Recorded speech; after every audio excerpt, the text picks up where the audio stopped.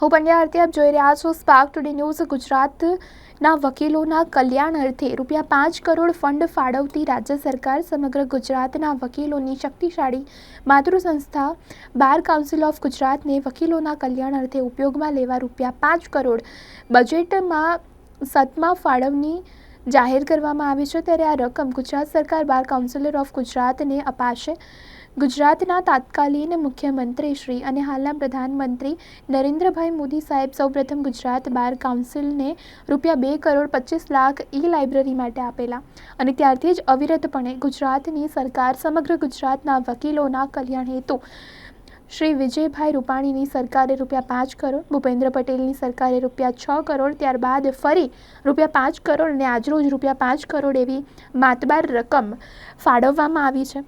Bhajap legal સેલના convener અને બાર councillor of ગુજરાતના પૂર્વ ચેરમેન શ્રી જે પટેલની સતત માંગણીને લઈ ગુજરાત સરકારે સમગ્ર ગુજરાતના વકીલોના કલ્યાણ અર્થે આવી માતબાર રકમ બાર કાઉન્સિલર ઓફ ગુજરાતને ફાળવી છે। શ્રી જે પટેલ સમગ્ર ગુજરાતના વકીલો વતી ગુજરાત રાજ્યના મુખ્યમંત્રી શ્રી ભૂપેન્દ્રભાઈ પટેલ સાહેબ, નાણામંત્રી શ્રી કનુભાઈ દેસાઈ સાહેબ તથા કાયદા મંત્રી શ્રી ઋષિકેશભાઈ પટેલ સાહેબનો હૃદયપૂર્વક આભાર વ્યક્ત કરે છે। સતત માંગણી રહેલી છે કે સમગ્ર ગુજરાતના વકીલોના કલ્યાણકારી યોજનાઓ માટે રાજ્ય સરકાર બાર કાઉન્સિલ ઓફ ગુજરાતને ફંડ આપે।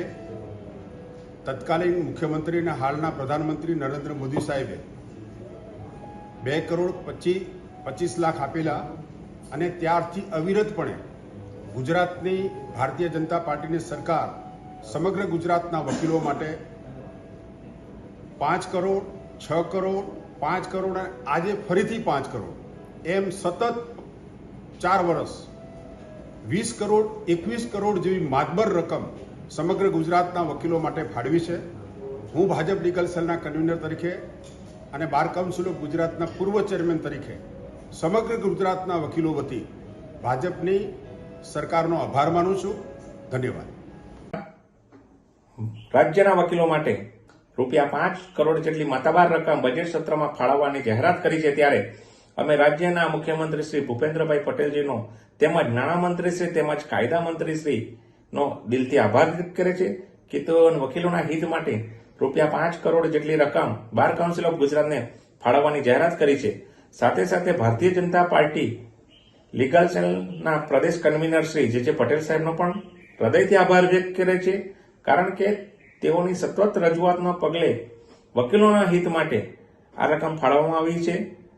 જ્યારે તત્કાલીન મુખ્યમંત્રી શ્રી તેમજ હાલના આપણા આદરણીય વડાપ્રધાન શ્રી નરેન્દ્રભાઈ મોદીજીના શાસન વખતે પ્રથમ વખત બાર કાઉન્સિલ ઓફ ગુજરાતને ₹2.5 કરોડ જેટલી રકમ ફાળવવામાં આવી હતી। ત્યારબાદ વખત સરકારમાં પ્રદેશ કન્વીનરશ્રીની રજૂઆતને પગલે આ રકમ વધીને 5 કરોડ જેટલી થઈ છે। ત્યારે વર્તમાન બજેટમાં ₹5 કરોડ જેટલી રકમ વકીલોના હિત માટે ફાળવવામાં આવી છે। ત્યારે અમે સૌ વકીલો આનંદની લાગણી અનુભવી છે। સાથે સાથે બાર કાઉન્સિલ